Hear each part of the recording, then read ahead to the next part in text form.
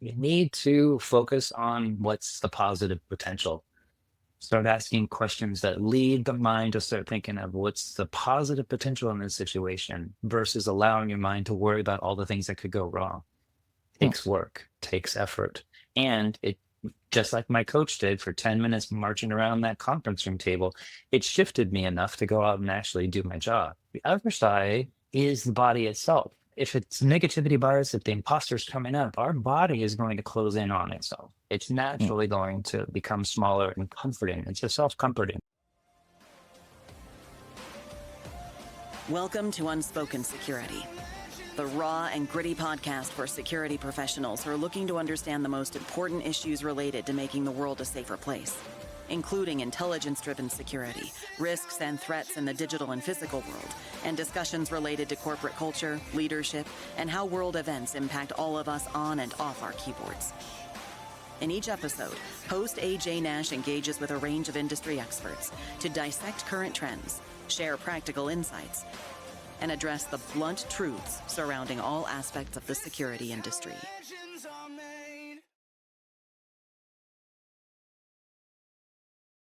Hello, and welcome to another episode of Unspoken Security.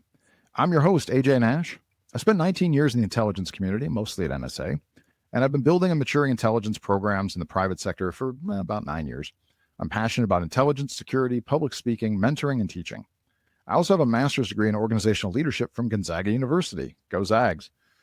So I continue to be deeply committed to servant leadership. Now, this podcast brings all of these elements together with some incredible guests to have authentic, unfiltered conversations on a wide range of challenging topics. This is not going to be your typical published podcast. My dog certainly has made some appearances. In fact, she's laying next to me today and she's kind of grumpy. So we'll see how it goes. People argue and debate. They even swear here. Well, at least I do sometimes. And that's all okay. I want you to think of this podcast as a conversation you'd overhear at a bar after a long day at one of the larger cybersecurity conferences. These are the conversations we usually have when nobody's listening. Now, today, I'm joined by Salvatore Manzi, a leadership communications coach with over 20 years of experience helping executives, entrepreneurs, and leaders amplify their influence and impact. He's coached leaders presenting at the United Nations. He's guided investors in raising $100 million over their goal. He helped biopharma scientists present their work globally. With an emphasis on frameworks, principles, and techniques, Salvatore empowers leaders to connect authentically and navigate high-stakes conversations with confidence. He's also a proud Jayhawk with a communications degree from the University of Kansas. Salvatore, anything you want to add to that? Go Jayhawks. There you go. See, it's funny. Everybody gives me a bio, and then I do a little tweak to it, and then they laugh because they didn't expect that to happen, right? And they're like, I "Oh no, didn't what do I say?" expect Rothschild Jayhawk to come out right there. Rock Chalk But Jayhawk, fond memories of KU, that's for sure. a fine school, almost as good a basketball school as Gonzaga. Yeah, I mean, basketball was invented at KU, but sure, go on. Tell me about it. Yeah. Invented there, perfected out west. It's okay. No, I'm just kidding. Oh my Obviously. God. Well, we don't have a title yet, so I can't really say much about our program. We get close. Anyway, so let's jump in. Like today's show, the topic today is communication strategies for data-driven leaders. And communication is pretty much the key to almost everything we do in life and in our interactions with others, right? It's our relationships, whether it's personal, whether it's professional. I know a lot of really good communicators. Obviously, I spend a lot of time on the mic, so I work with people who are. I also know a lot of really lousy communicators, frankly, and sadly, a lot of them end up in leadership positions. But before we dig into it, let's get a baseline. What does a communications coach do? What do you do all day, man? Thank you. I work with leaders who want to elevate their communication to make sure that their voice, their vision, their mission is going, that makes sure that their team is aligned and collaborating. I like to say that my work sits at the intersection between leadership, collaboration, and communication. I help bring communication strategies to leaders so that they and their team can start making more effective pitches, more influence with key stakeholders, and especially to create more inclusive, high-performing teams, which it requires a little bit of self-awareness and an ability to deliver on whatever they're talking about. So, well, and that's interesting. You're talking about self-awareness. So I don't want to pick on anybody in particular. Like I said, I've worked with some brilliant leaders and some that could use some work, I suppose. And listen, anybody could say the same about me. I'm also always at work, right, trying to improve myself. But I'm curious how how people react to this, right? I guess first question is, are they bringing you in? If they're inviting you in, they already probably recognize they have a challenge they want to work on, versus if you're on stage maybe and trying to tell people how to improve themselves. But how do people react when they're told what they need to improve upon, or what their challenges are? There are two categories here that we're going down. I like that you're surfacing them. The first one is where someone got passed over promotion.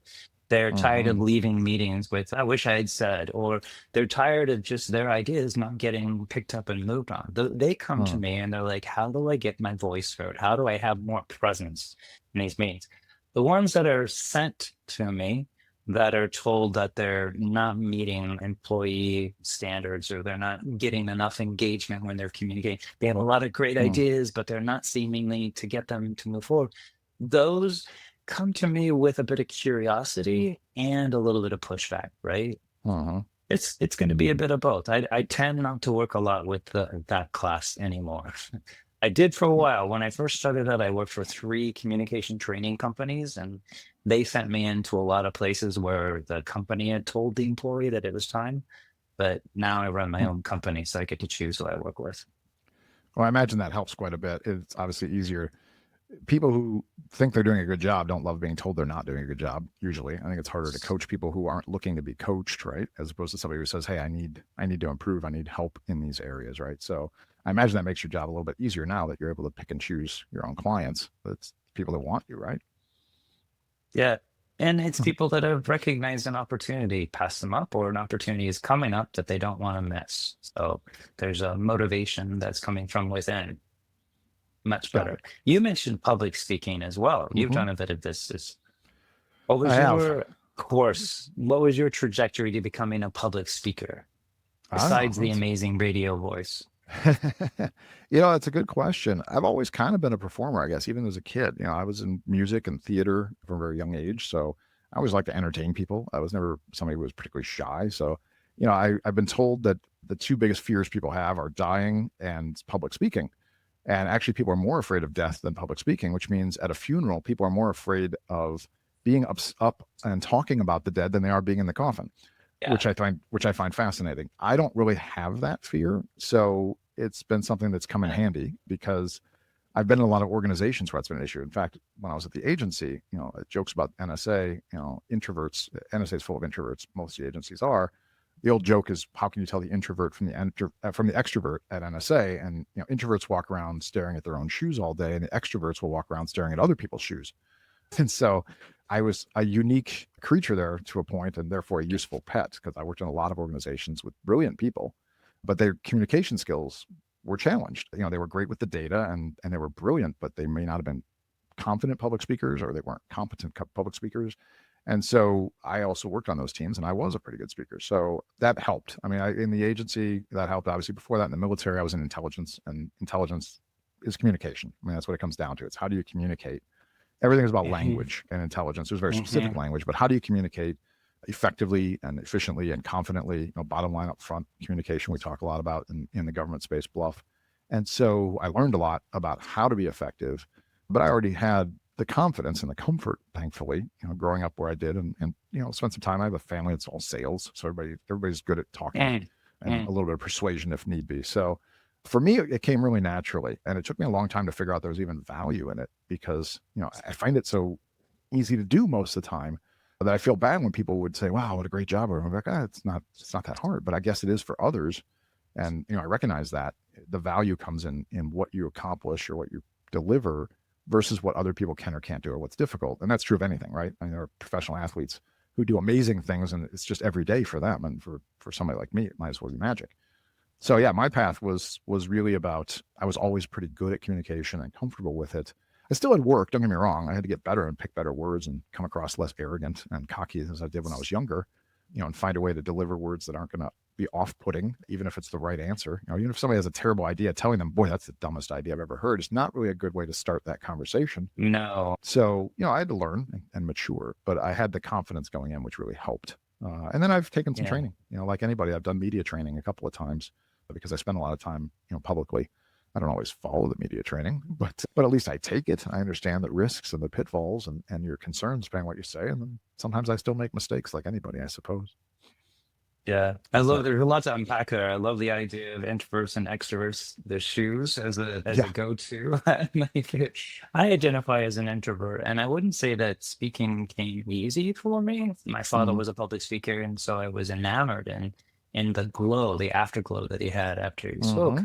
And I wanted to get up to that level. And yet when I got on the stages, I just felt like I don't really want all these eyes on me. And this feels uncomfortable. And to your point, somebody said, well, public speaking is the scariest thing a person can do. And I'm like, well, I'm doing that because if I can overcome that fear, then anything's going to be easy. But Yep. it wasn't an easy cakewalk for me, especially I judge a lot of communication training, public speaking training is geared towards the extroverts, how to Hmm. polish that charm and charisma, Yep. right? Rather than towards the introverts and the data driven, analytical, scientific minds that are like, look, I just want to Hmm. tell you the data and that's it. Right. But there's a Right. there's a gap, right? Like I can't just give you the data. I need to make it engaging. I got to find ways to make it relevant for you. And I need to Hmm. color pictures so that there's something happening along with that. So Yeah, you got to be able to yeah. tell a story. I mean, the data can be amazing, but if you just download the data in a monotone, people aren't going to consume it, right? You got to be able to tell the story. You got to be able to give people, the what, and also the so what, and the what's next is what I always tell people. So all of that has to come together. It has to be a story attached to it, and that can be difficult for some people who aren't built that way. So, but to be successful, they're Most going of to need my some help with clients, that. Well, most then of you my know. clients come to me. They're engineers, they're from the analytical scientific spaces, right? They come to me and they're like, I Mm-hmm. don't do metaphors. And I'm like, metaphors move mountains. Metaphor moves mountains. Mm-hmm. You can tell me all the data you want, but when you drop in a metaphor, an analogy, a story, an example, something like that, oh, I get it. If Mm-hmm. you're talking engineer to engineer, sure, we don't need a metaphor. We can speak in zeros and ones and we got it. It's great. But if you're trying to influence outside that sphere to the sales or the creative or to whatever other department, metaphors is your key to making them connect with your like data and do Mm-hmm. something with it actually. So I always Yeah. make my clients practice one metaphor a day. Pick an object anywhere around you and tell me how your job is like that object. Mm. We could try it right now if you're game. Don't pick your I'm job. always game. Let's do And it. yeah, grab an object close to you. Tell me how is your job? How is your job like that pair of glasses? Glasses, pair of glasses. That's a good question. That's my job, like a pair of glasses. Well, the point of glasses is to have more clarity, to see things more clearly, to be able to better understand, and to be better equipped to consume. And all those things are aspects in my job. My job is, whether I'm communicating, whether I'm doing thought leadership or podcasting, or whether I'm doing intelligence work, it's all about trying to help people get clarity and to see things more clearly. And I also have to be able to see things and consume those things, which a lot of it happens to be visual. So without glasses, I would probably be unsuccessful. And without intelligence, I think most organizations would be unsuccessful. Beautiful. That piece is one step of four in my framework. So when I became a public speaker and as an introvert, I created frameworks for different contexts. The Hmm. HIP framework, which is for impromptu. If you have to speak up in a meeting, if you just need to make a data point, whatever it is, HIP. Hmm. Headline, you said bottom line first, right? Give me Mm-hmm. the Bottom line up headline front. Yep. first.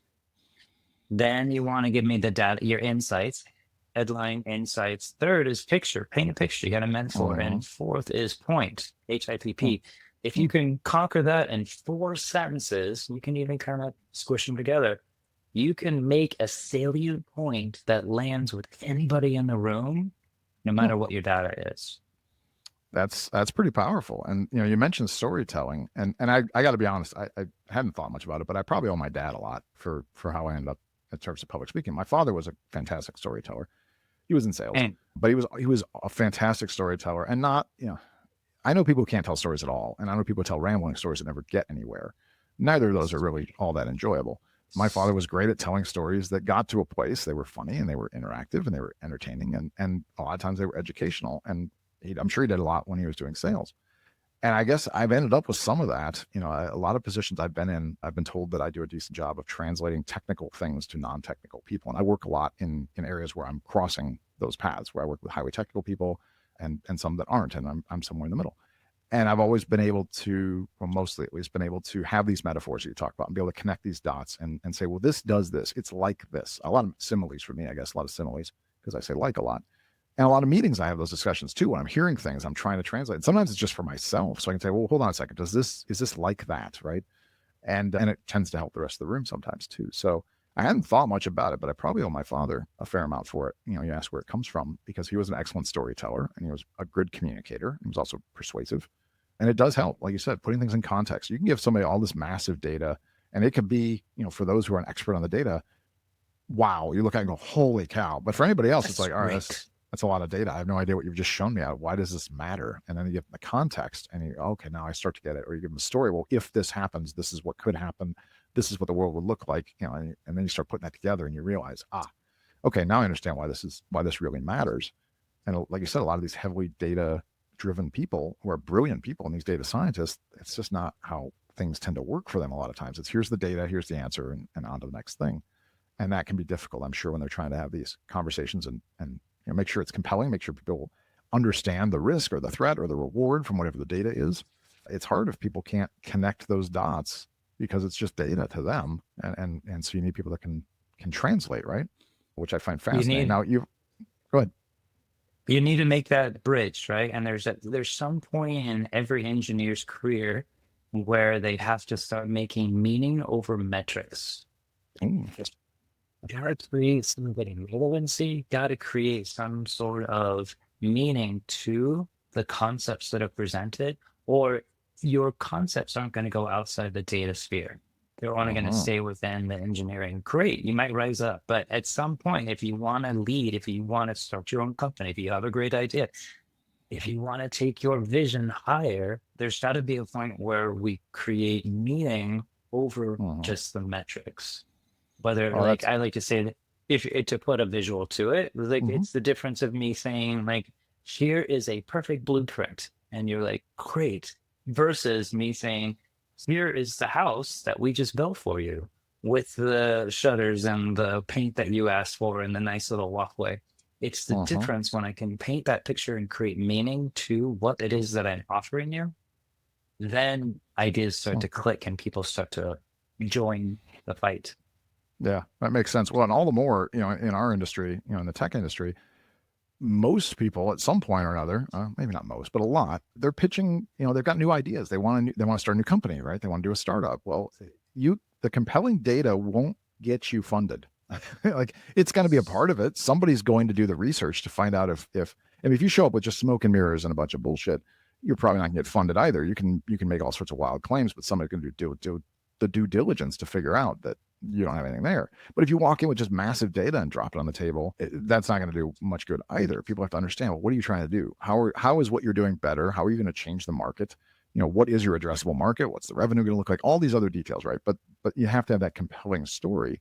I suppose that's why I've always heard that a lot of startups, you have a CTO and a CEO, right? The CEO tends to be the more charismatic, the deliverer, the pitch person, and the CTO tends to be the very technical person that can understand how it all works and builds the thing, right? And I've always been told that's sort of the matchup you want in a lot of startups. I don't know if it's true across the board. I'm sure there's overlaps, but I imagine that's part of it. Now, do you end up creating CTOs that can do it all? Don't need these charismatic CEO? 100%. Who needs that charismatic CEO? Get rid of them. I'm not enjoying this conversation anymore. I'm kidding. When I started in the Bay Area, and I worked with a lot of teams going through Y Combinator, trying to get their funding. And you described the scenario. There's usually a front man, right? The lead singer who's out there wanting, but there were a lot of teams that they just had all the engineers going up there, and they lacked that salesperson kind of persona to sell the idea. And it is possible. It's just a matter of learning frameworks to communicate your message and delivering it in a way that connects with your audience as well. Right. Well, and then you also have to be honest and authentic, right? I think that's the other component, which I'm sure you teach as well. Is we still have to be honest and authentic? Well, I mean, don't know. That seems to okay. That's a valid point. I think kidding. Ethically you do, but in order to be successful, you don't necessarily. That was me being. You said the show could get a little cheeky. That was me being cheeky. Absolutely. No, for me, confidence is where authenticity meets comfort. If I'm not being authentic and honest, there's a part of my internal compass off, and I can't show up with confidence. I can't show up with agency in a room if I'm not showing up with integrity and honesty. So Uh-huh. authenticity meets comfort. That's where you start to see presence. That's where you start to see confidence. Mm. 100% there needs to be authenticity. It takes time. And I'm going to just take a moment here. It takes Yeah. time because oftentimes we are conditioned to behave a certain way in certain situations. And those Hmm. conditioning are not necessarily the right structure that we want to bring forward in different contexts. I might not feel like I belong in that room because of whatever the reason is. I have Hmm. to fake it till I make it. I have to perform until that performance becomes an authentic truth. So I've got to try on a little bit of something inauthentic until I can make it my own so that I can operate in different contexts. Otherwise, Hmm. I'm going to stay inside that same conference room for the rest of my career. So, Yeah. No, it's a good point. Obviously, the exception being narcissists who have plenty of confidence right away, whether they have any authenticity at all. And we seem to run into them somewhat regularly. But for everybody else, I mean, I think you make a great point. That to be confident, you have to have some authenticity. It's very hard for most people to confidently stand up, and just lie, just look you right in the eye, and just tell you things that aren't true. It's some people do it really well.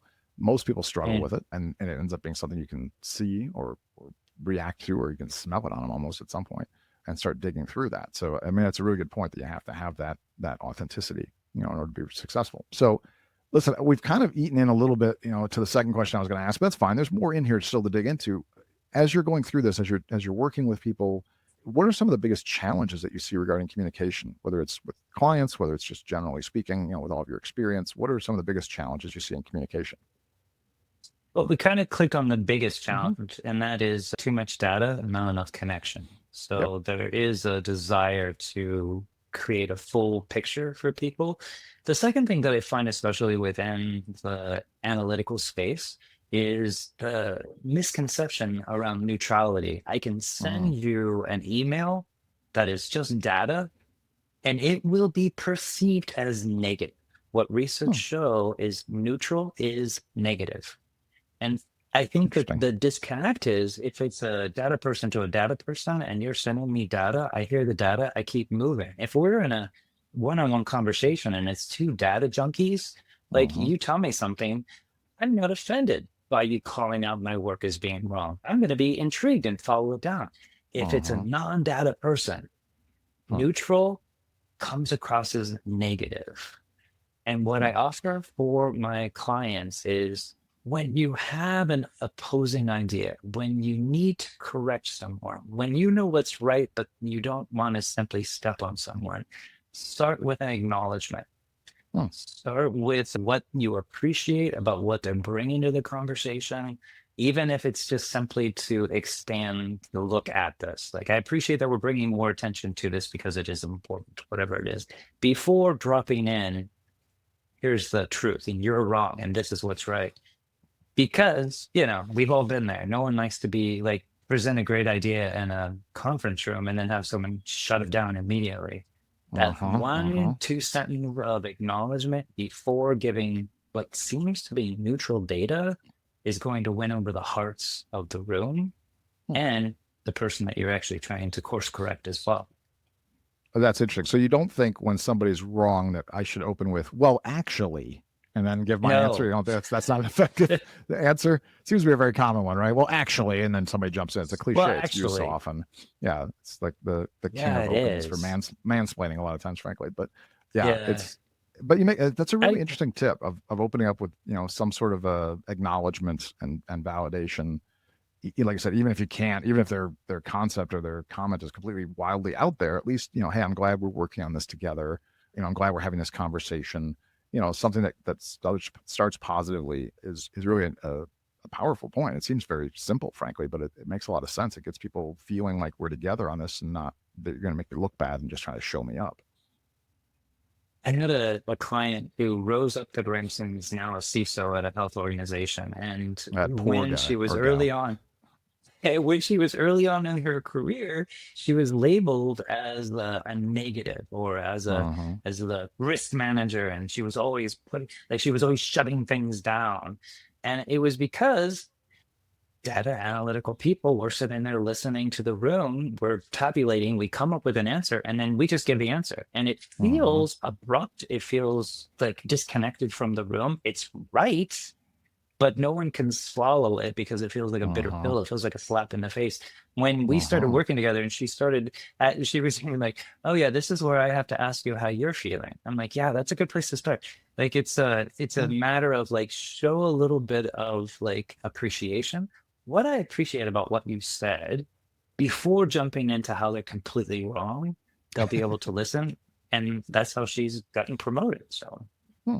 And it's funny, when I first moved from the government space to the private sector, my first role was, there were a lot of not desirable things about it, as it turned out, and there were some good ones, and I learned some things. But it is interesting you mention it, because one thing that I was criticized for early on was that I was negative, that I always was finding the no in things, or how we couldn't do something, which is interesting because in my entire career I don't think I'd ever been labeled that before, and it was a shock to me. And but I'd spent my career in the government space, right? I'd been in the military, I'd been in the defense industry, and again, intel a lot of times is a matter of yeses and nos, and here's the data to support it, et cetera.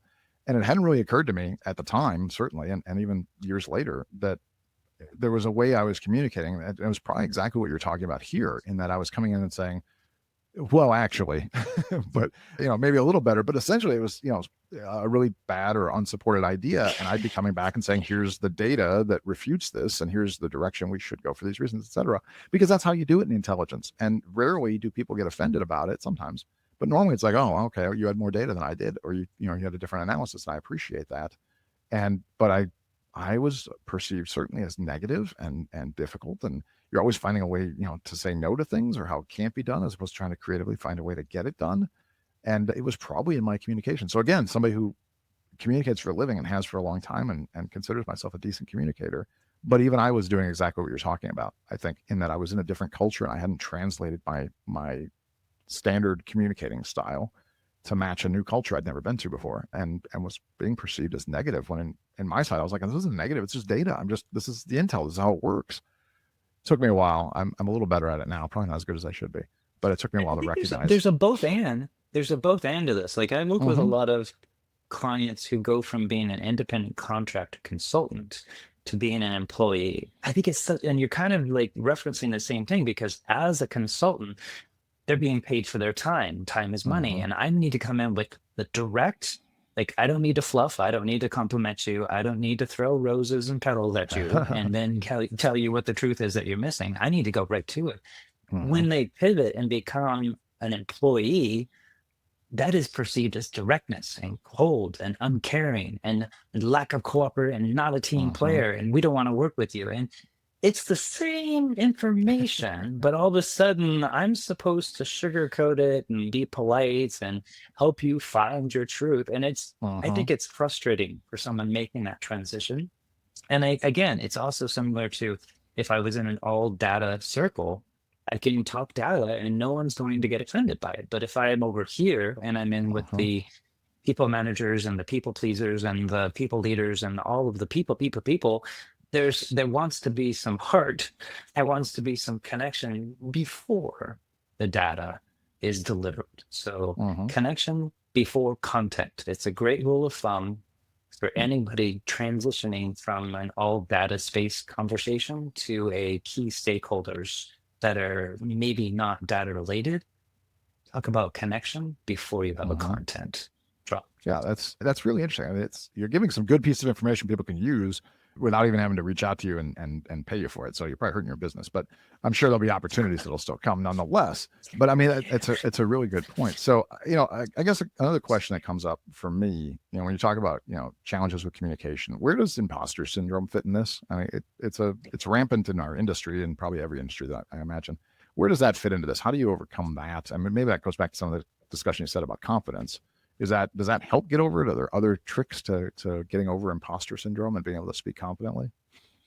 I love every conversation about imposter syndrome because everybody has it, but it shows up in squirrely ways. I can be Mm. 100% confident most of the time, and then I get into this one context, and all of a sudden I'm like out of breath. I don't know how to breathe anymore. I facilitated a session at the World Economic Forum, and going Mm. into that, my imposter monster went into full rage mode. It was like, I don't belong here. These people are so much more salary, their money, blah, blah, blah. And I called my coach and I was marching around the conference room as he was like, why should they hear you? Why is your message important? Why do you add value? How do you add value? Why is your message important? Until I got back into a place. So imposter syndrome is something that everybody deals with, and it's usually contextualized, whether Hmm. it's because you see that person as a higher seniority, more intelligent, more well paid, better dressed. I don't know what it is that's going to trigger whatever. The key Uh-huh. is to know that we're all going to deal with it, and we need tools and how to manage it when it comes up. Huh. First tool is with the body. The second tool is with the mind, right? With the mind, negativity bias, we're going to be diving into what's wrong, what are the potential risks. Like, I don't want to go in here and shut down amygdala, hijack, fight, flight, freeze, all that kind of stuff. Uh-huh. You need to focus on what's the positive potential. Start asking questions that lead the mind to start thinking of what's the positive potential in this situation versus allowing your mind to worry about all the things that could go wrong. Huh. Takes work, takes effort. And it, just like my coach did for 10 minutes marching around that conference room table, it shifted me enough to go out and actually do my job. The other side is the body itself. If the body if it's negativity bias, if the imposter's coming up, our body is going to close in on itself. It's Huh. naturally going to become smaller and comforting. It's just self-comforting. We're going to bring our hands up to our face. We're going to start comforting, right? Uh-huh. So freaking the body into expanding and being open, taking up Huh. space, using a bigger, fuller voice, letting our voice come from our body rather than our throat, letting our voice come from our body. This is going to start a loop that Huh. creates it starts to mitigate the imposter syndrome in that system. So when I'm working with anybody and they are having an imposter syndrome that's come up contextually with this situation, we work on those two fronts first, and then we dig underneath.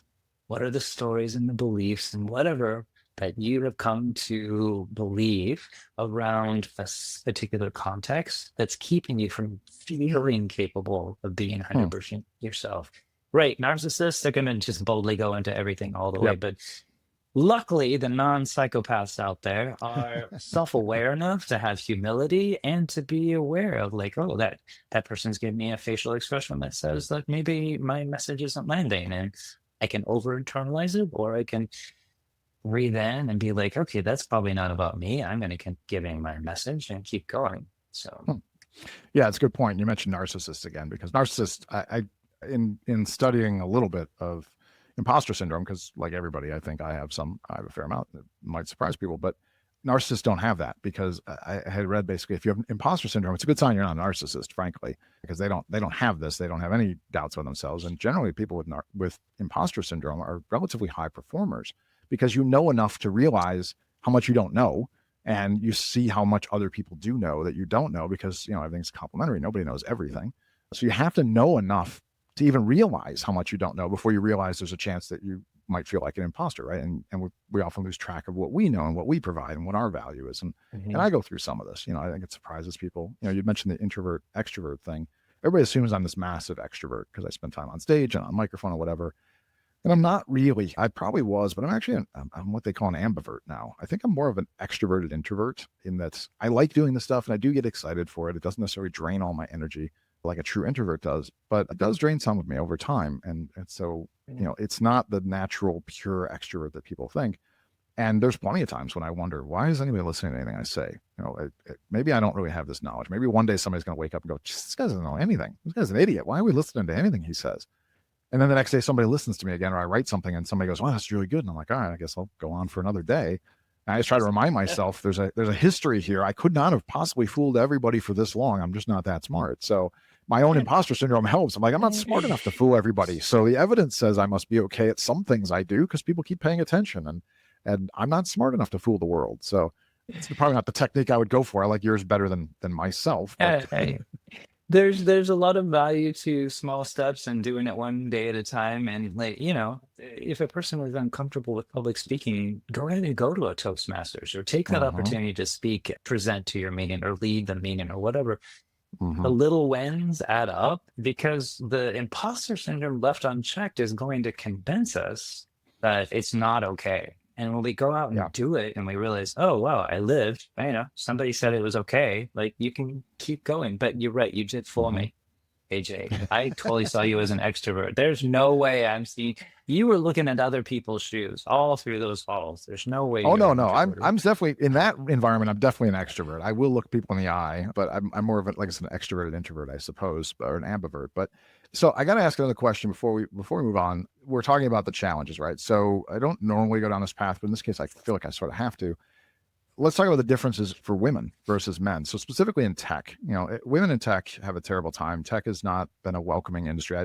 Listen, I can't speak for women, obviously, and I'm sure a lot of industries are not welcoming. I do know my industry is not. My industry's been terrible, and people have been fighting for years trying to make this better.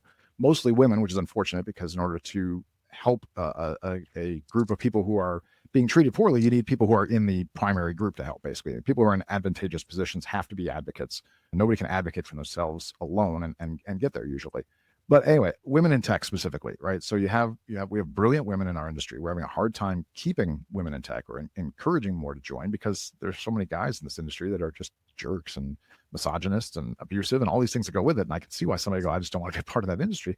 But we need these brains and we need these differences of opinions and we need these different points of view. So how much experience do you have? I mean, you mentioned the CISOs, you have some obviously. How much experience do you have working with women in tech versus men? And what do you see as the different challenges there? And how do you help them overcome that so we can, build a stronger base of women in our industry and bring more in?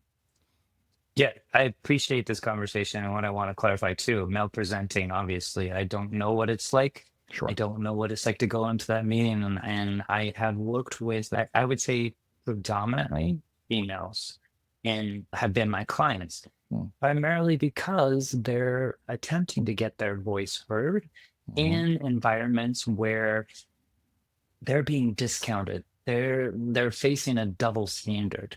Mm-hmm. They have to thread the needle of giving warmth and clarity and directness without like it's not easy, but they're attempting to do.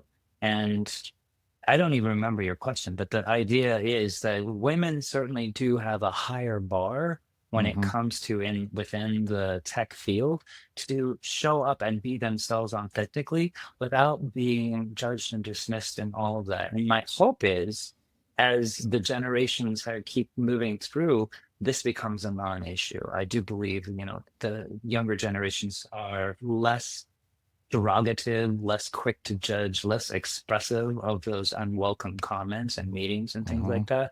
They should not have to deal with any of it. What I would offer to any of the female tech leaders out there who are struggling to get their voice heard is to just remind yourself that your message is more important than whatever their nonsense is around sexism, misogynism, all of those unpleasantries that are Mm-hmm. still rampant in society. Your message is more important, and the right people are going to respect it and lift you up and help you go. Help you build a career, help you build your vision. There was a woman in the Obama White House who started a process of amplification. They called it amplify. So Mm-hmm. when one woman would say something in the meeting, another woman would repeat, oh, as she just said, da da da da, because women's Mm-hmm. voices don't get picked up in a meeting. And a man can say the same thing, repeat, and then they'll give him the credit. So Yep. if you're a female, find a female to help create that amplification echo chamber and within your sphere, Mm-hmm. and find a champion within each room that you are in who can give you that backup when it Mm-hmm. comes time so that you're not the one that has to call out misbehavior. Identify who's going to be that person in the room that's watching your back and you're not having to clean up Mm-hmm. because you're right. The target should not have to do the education, should not have to do the course correction. It should be the allies. And I think there's a lot of good people out there that want to be allies and designate them, help them support you. Mm-hmm. I would happily be an ally if you would like to. I'd love to work with you and see what we can do to amplify your voice all around. Yeah. No, I think it's a good point. I mean, I first experienced it. Well, I guess in retrospect, probably the military, I just didn't notice, right? The military is certainly male dominated still. And I was in the Air Force, which is theoretically the most progressive of the branches, I suppose, but that's not necessarily saying all that much, right? There was plenty of unprofessional behavior still. But I think when I went in the private side, when I went in defense contracting, right, I was with a large company, very good company, good contract. But I remember seeing it with one of the first contracts I was on. This team was brilliant. Again, it was one of those teams where I didn't necessarily fit. I did for my role, I found out, but I worked with a lot of mathematicians and operations researchers and brilliant people. Literally, a rocket scientist was on the team, a guy that was his background, right? So, and we always joked about it, and PhDs and just some brilliant people, right? And that included some brilliant young women. But we had a real challenge early on. Some of the brightest minds in the room happened to be a couple of young women who were fresh out of college. And I just watched over and over again as they had good ideas that were just ignored, or they were talked over, or again, you'd say, they'd say something, nobody would do anything with it. A guy would say the exact same thing and suddenly it's brilliant. And so I ended up taking on that role because it just irritated me, frankly. And I was like, hold on a second, that was her idea. Or if people were talking over, hold on a second, let's hear, I'm not going to call anybody out by name, but let's hear her speak. And so it became more of a habit of mine because they were really bright people and they deserved better. And I was dealing with older white dudes for the most part. I don't know if race necessarily doesn't play a role in this case, but they just happen to be. And I was still younger myself. Now I'm the older white dude, I guess. But it became a thing, right? It became kind of a pattern. I've carried it with me in other roles I've had and other organizations I've had because I believe in inclusiveness. I believe, and I called it out. As I asked you the question I asked about women in tech, I could have expanded this. Certainly, it's not just women in tech that struggle. No. LGBTQ environment, LGBTQ people, other minorities.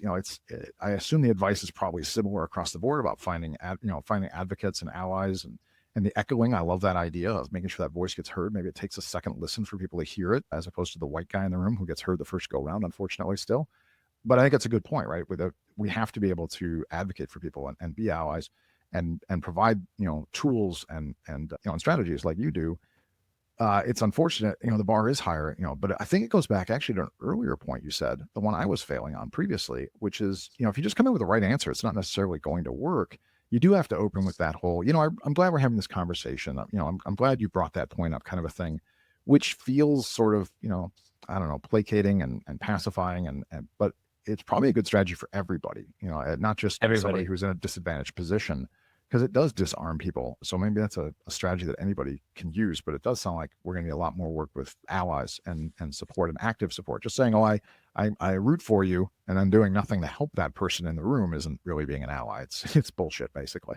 It is. To create a shift in culture requires all hands on deck, and it needs to be presented in every meeting, right? And to create that shift in culture requires the person that's not the target creating the space. And here's what I would offer to any people leader out there, whether you are a tech people leader or in another department, is remember that everybody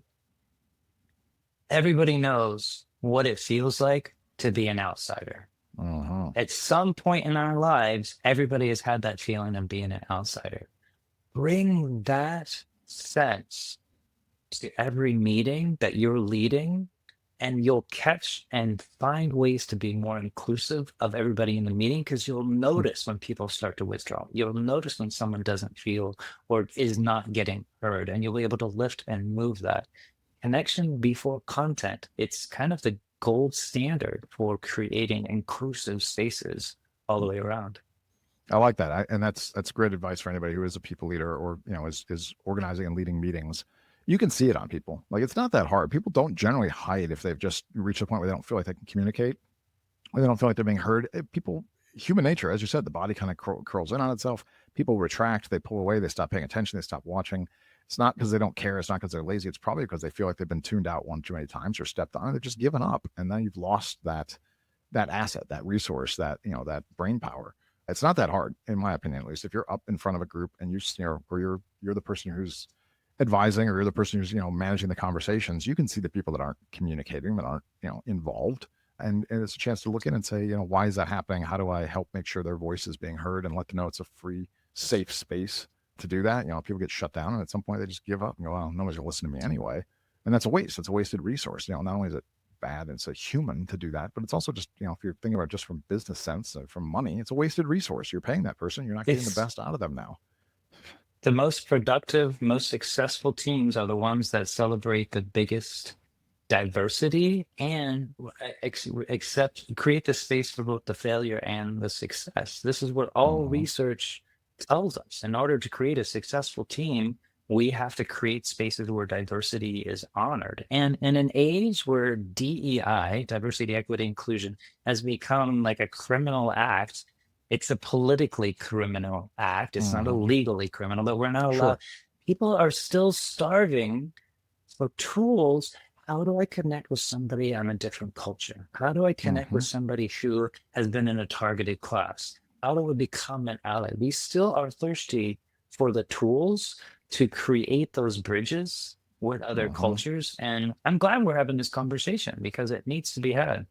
Yeah, no, I agree. I think it's hard not to have that conversation. And, as you mentioned, DEI, you know, it's the buzzword right now, right? And it's unfortunate that that's happening. Like diversity works. It's as simple as that. There's plenty of research to show that. I'm an Intel guy. I've talked about it. I've written about it. I've done presentations on the value because otherwise you get groupthink. I don't care if you took 10 of the most brilliant people in the world, if they're all exactly the same demographic, that's still not as good a team as if you took 5 of them and took 5 other people who were not brilliant but are good at what they do, but are from different points of view. You're actually going to get a better result, because the 10 people that are identical are identical. You get one answer. You don't need 9 of them. You probably don't need 8 of them at least.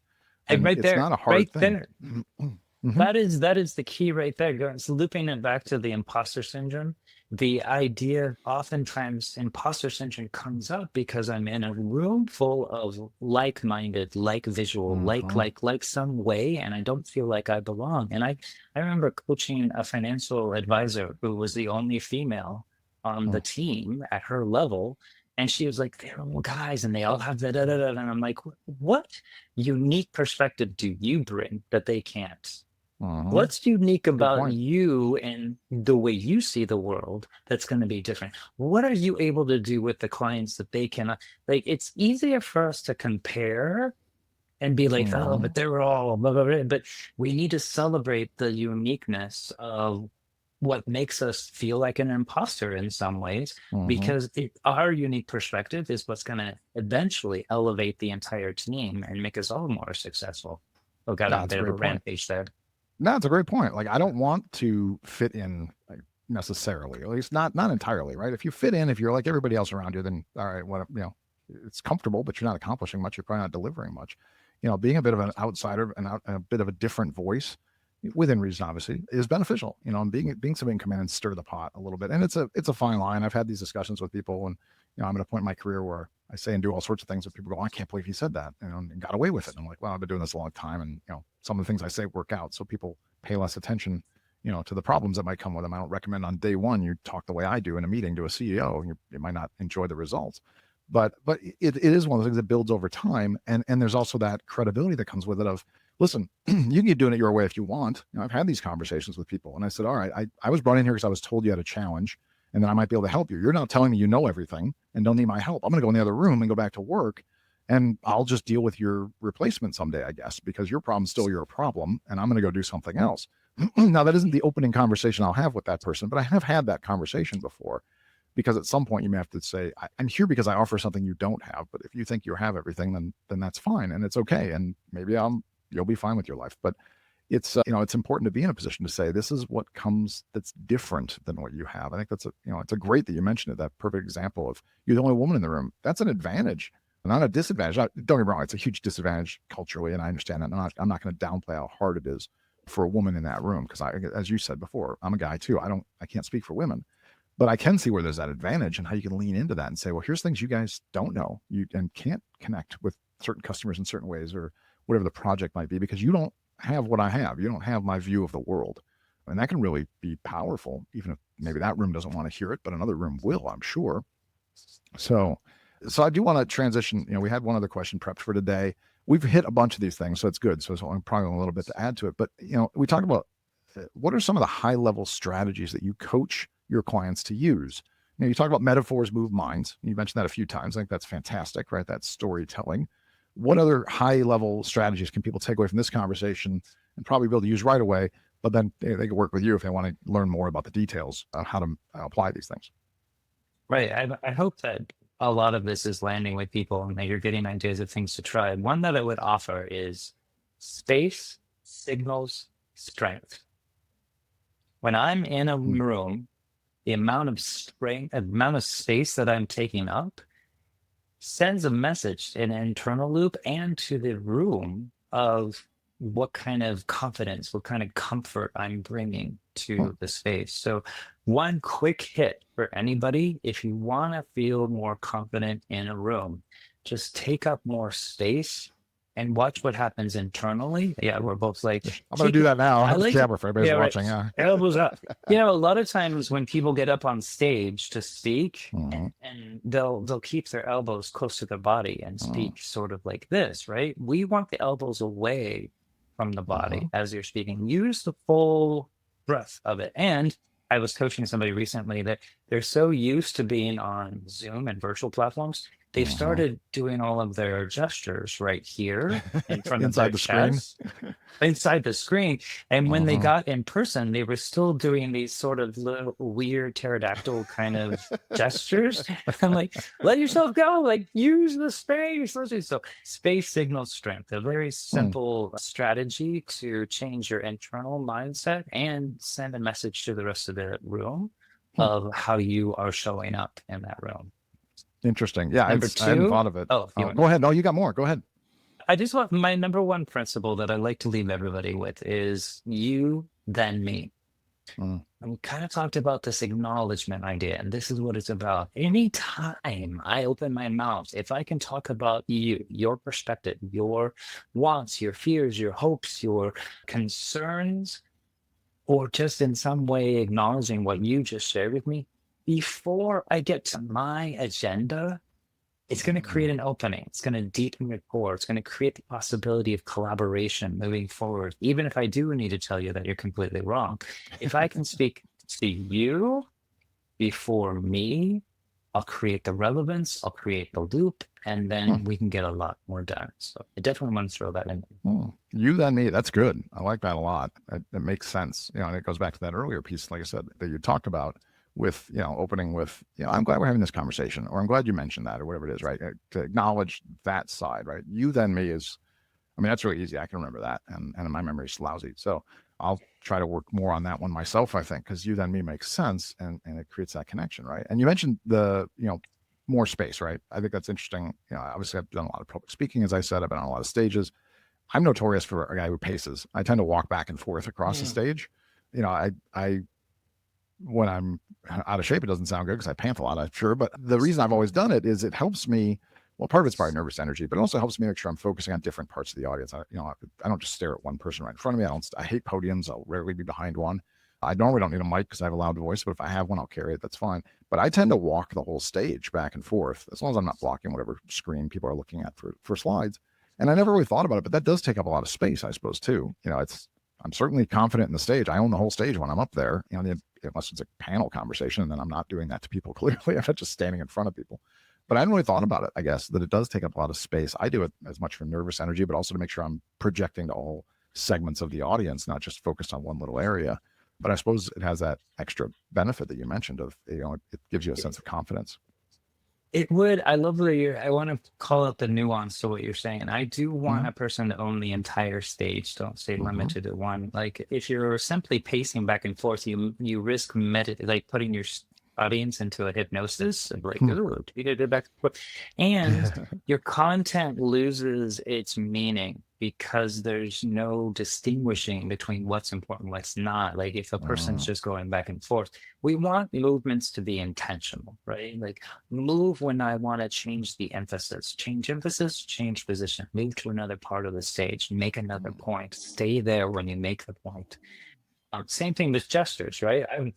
I used to gesture like all the time. I was just I couldn't speak if my hands weren't moving. And I thought I was orchestrating a beautiful symphony, but people told me that it just was distracting. So my coach had to pull me in, and I had to become more intentional and have a certain gesture to emphasize a certain word rather than gesturing throughout the show. So movement, gestures, those things can fuzzy our message if they're not done intentionally. But to your point, use the whole stage, take up space on that stage, Hmm. make it all yours. And you don't have to tune into just one person. You can clock different areas of the room, but you want to let the audience feel you. The number one easiest way to help the audience feel connected to you, lean in or take a Hmm. step in, right? Hmm. One step towards the stage edge or leaning into your camera. Now, don't just stay there because it gets kind of creepy. It's a little too intimate, right? But if you can have that one moment where you like lean in, connect, and then come back, it's going to help your Hmm. audience a great deal. No, that's a good point. And to be able to engage with the audience too, I try to have some interaction a lot of times when I present. It's, have a question, have something, a joke, whatever it might be. Hopefully, get some sort of interaction from the audience so that they feel like they're involved. And you can tell, engage an audience a little bit better. If you can see some sort of reaction from them. So I try to have a poll question in there, or a joke, or an individual question, or something at least to keep people involved. You All really right, got listen. all the So, tools. You got it all. I love you. well, You know all these things about public speaking. You and I should go on a road show, like teach like public speaking classes. How about that? I'd be happy to do that. To be honest, there's things I didn't know all of it. Clearly, I mean, you've got some good pieces in here. The you then me is a really good tip that I hadn't really thought of before. So I'm happy to go on the road with you. If you want to teach public speaking, I'd love to go do some work together on some of that stuff. It's always fun to talk about public speaking, talk about leadership and communicating and connecting with people. So listen, we're running out of time. I want to wrap up the show. So first, before I get into that, well, no, I just wrap up and then we'll figure out the rest later. Anyway, so we always have one question that everybody gets at the end of the show, and you don't get a pass, obviously. So I know at this point people have watched the show enough, so you know what the question's going to be at least. So you got the prep, I'm sure. But the name of the show is Unspoken Security. So with that in mind, tell me something you've never told anyone before, something unspoken. Something that I don't share is that I have a insane fear of parking garages.